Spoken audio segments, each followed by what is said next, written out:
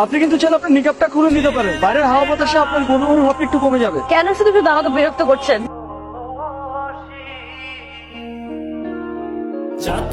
আপনি কি কোনো প্রবলেমে পড়েছেন? আপনার কি কোনো সাহায্য দরকার? আপনি আবার আমাকে বিরক্ত করতে এসেছেন।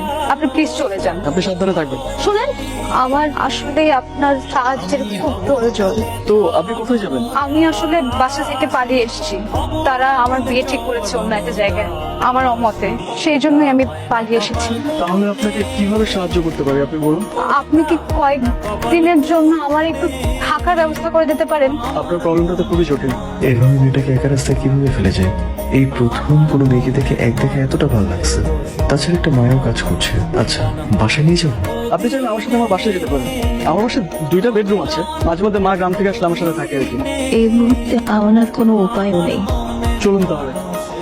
আপনি তো ব্যাচেলার, আপনি বিয়ে করলেন কবে? আরে এবার ছুটি দিয়ে যে বিয়েটা সেরে ফেললাম আর কি। আপনি এখানেই থাকবেন। কোথায় যাবেন?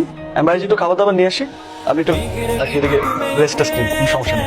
আমি রান্না করতে পারি। আমার বাসায় রান্না করার মতো তেমন কিছু নেই। আমি বাইরে যাই, না হলে এখন আমাদের খাবারগুলো নিয়ে আসি আর কিছু বাজারও নিয়ে আসলাম সাথে।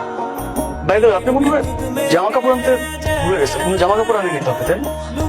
আমি আসার সময় কোনো কিছু সাথে আনতে পারিনি, কিন্তু কিছু টাকা এনেছি।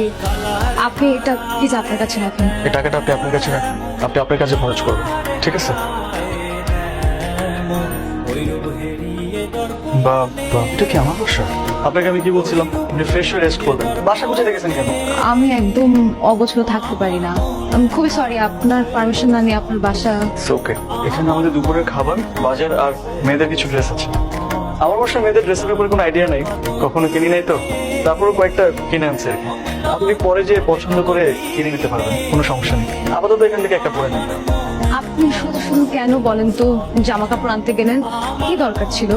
এই, তো আপনি কি ডিসিশন নিছেন? সারা জীবনে একই জামায় থাকবেন?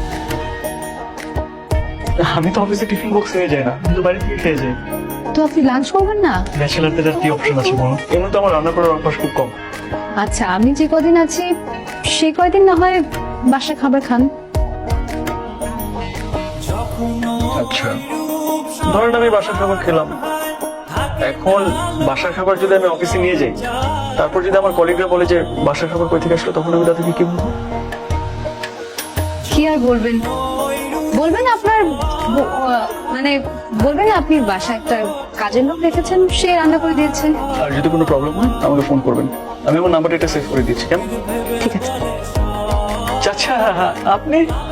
শুনলাম তুমি নাকি বিয়ে করেছো, বিয়ে করে বউ নিয়ে আসছো, তাই বৌমাকে দেখতে চলে আসলাম। আমাদের বাড়িওয়ালা চাচা, রশিদ চাচা। সালাম দাও।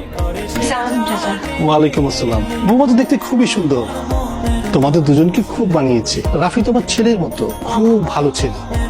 শুনলাম রাফি বিয়ে করে বউ নিয়ে এসেছে, তাই তোমাকে না দেখে আর থাকতে পারলাম না। তুমি খুব ভাগ্যবতী যে রাফির মতো একটা ছেলে পেয়েছো। আমি দোয়া করি তোমার যেমন সারা জীবন একসাথে সুখে শান্তিতে থাকতে পারো। আপনি আমাদের জন্য দোয়া করবেন। আমি সরি আপনাকে তুমি বলে ডাকার জন্য। না, কোনো ব্যাপারই না। আমি আমি কিছুই মনে করিনি। সরি তো আমার আপনাকে বলা উচিত। আমার জন্য আপনাকে বারবার এরকম মিথ্যার মুখোমুখি হতে হচ্ছে।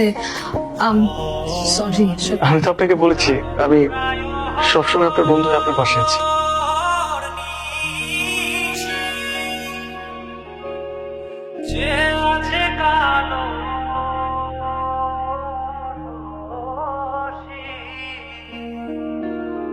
জাতক প্রায়